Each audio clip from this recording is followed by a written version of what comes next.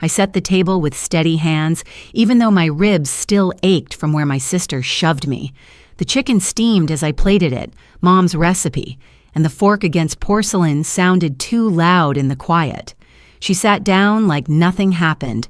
I cooked anyway, not to forgive her, but because I needed her to take a few bites before I slid the folder across the table. She called it a peace offering. It wasn't. To understand why I still cooked for her, you need to know who I've been in this family.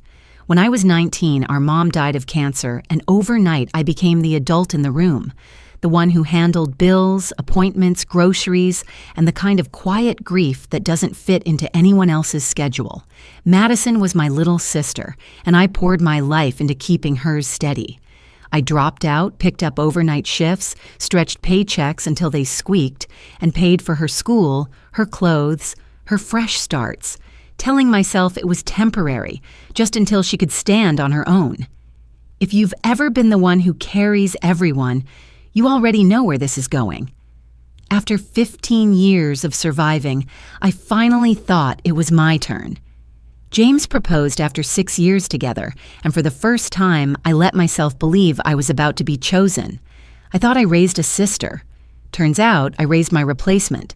I thought Madison was coming over to talk, maybe even apologize. So I opened the door with that tiny, stupid hope people only admit to when they're alone. Then I saw him. James, standing right beside her like he belonged there. Madison's hand was on her stomach, just enough to make sure I noticed, and on her other hand was a ring that looked a lot like the one I'd once pictured on my own finger. She walked past me like it was her house, her future, her name on the mailbox.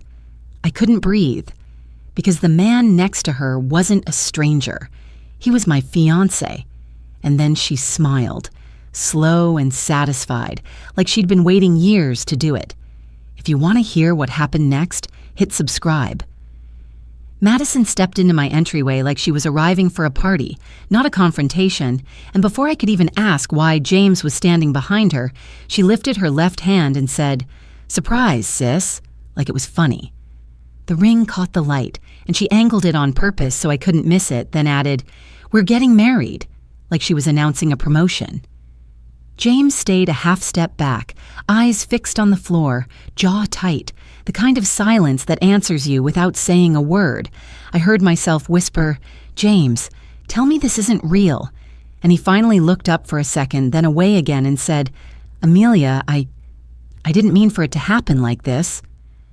Madison let out a small laugh and said, "He doesn't owe you a speech," then rested a hand on her stomach like she was claiming territory, and my heart started beating so hard it made my ears ring. I tried to keep my voice steady because I needed to understand what I was hearing, but Madison didn't come to explain. She came to win. "It's been over a year," she said, casual as if she were talking about a haircut, and when I flinched, she leaned in and smiled wider. "Look at you," she added, still acting like you're the victim, and then she hit me with words that felt sharper than anything physical. "You were always so desperate, Amelia, so pathetic. Like if you loved him hard enough, he'd stay." I looked at James again, waiting for him to contradict her, to defend me, to show 1 ounce of regret that sounded real, but he just stood there, swallowing, and that was its own kind of humiliation. Madison shrugged and finished it off like she'd rehearsed. "You were never enough for a man like him." And my hand moved before my brain caught up. Then I made the mistake of touching her arm. My hand went to Madison's arm before I could think, not to fight her, just to stop her from walking deeper into my life like she owned it. I remember saying, "Madison, please, just talk to me," because part of me still believed there had to be a misunderstanding, or at least a shred of shame.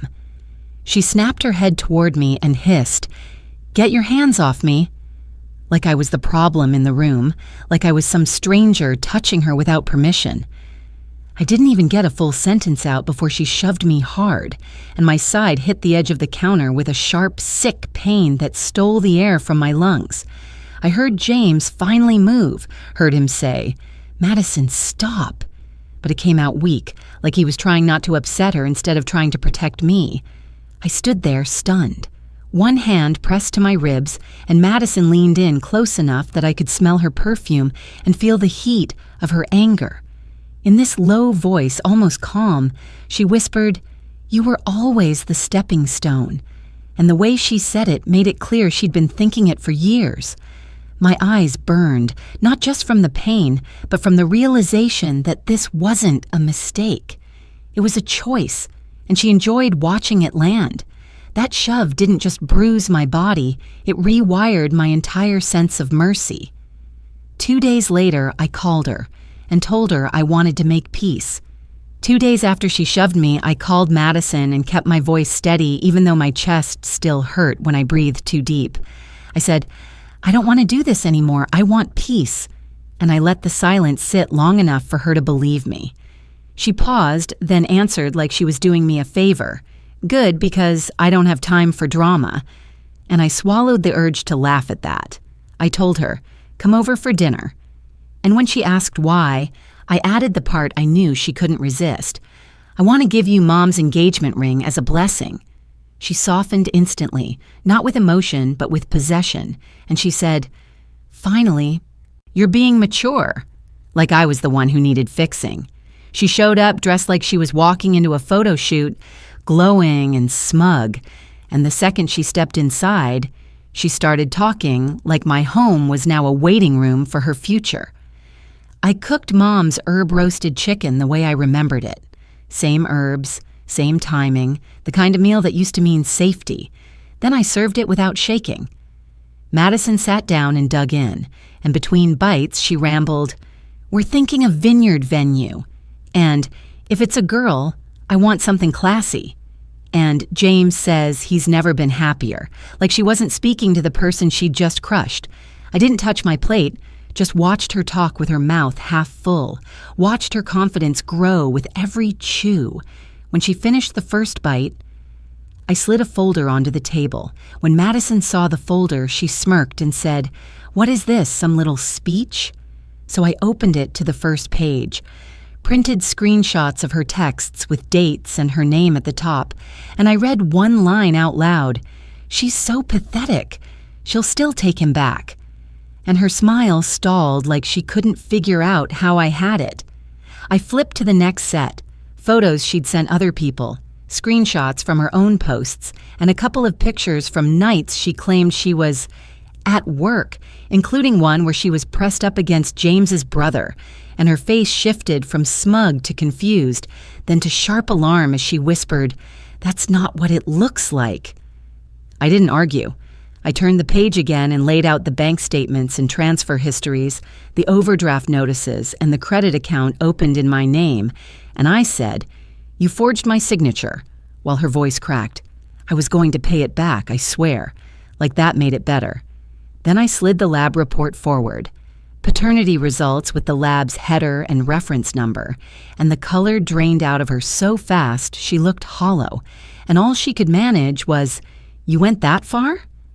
I kept my tone even and told her, "I sent everything to James an hour ago," and for the first time all night, she stopped chewing and just stared at me like she finally understood she wasn't in control.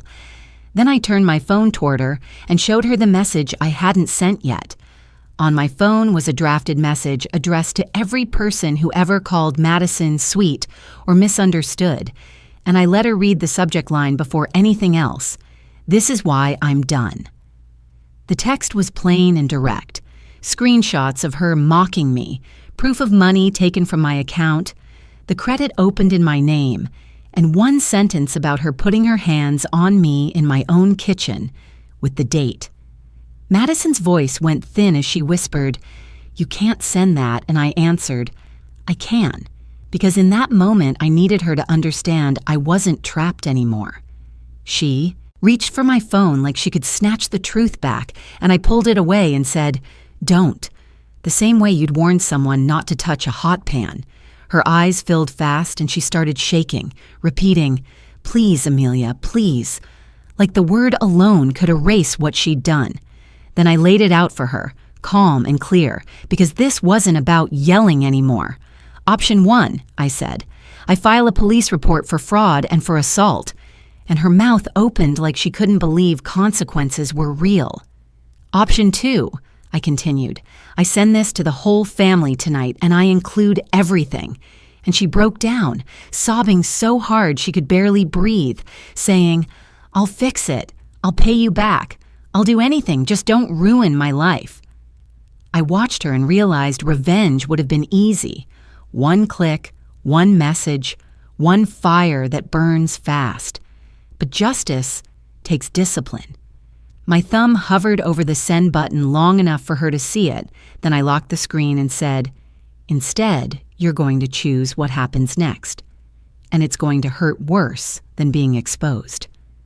I told her, You don't get forgiveness tonight. You get terms. And I slid a simple typed agreement across the table like it was a bill that had finally come due, because I needed this to be real in a way tears never are.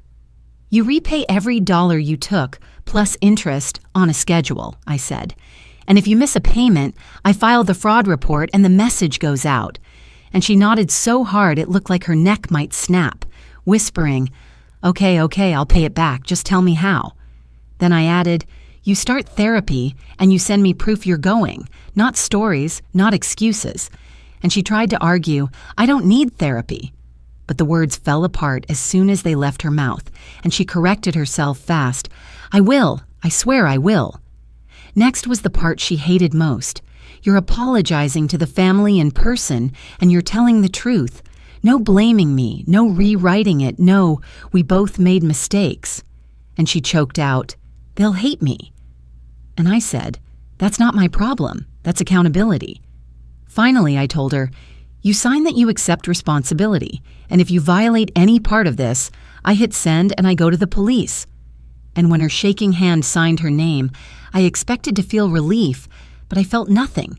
No victory, no warmth, just a quiet certainty that this was the only kind of justice I could live with. 6 months later, she texted me again. 6 months after that dinner, Madison had paid back about 40% of what she took, and the therapy receipts kept arriving like clockwork, stamped and dated, no dramatic explanations attached. She didn't try to charm her way out anymore.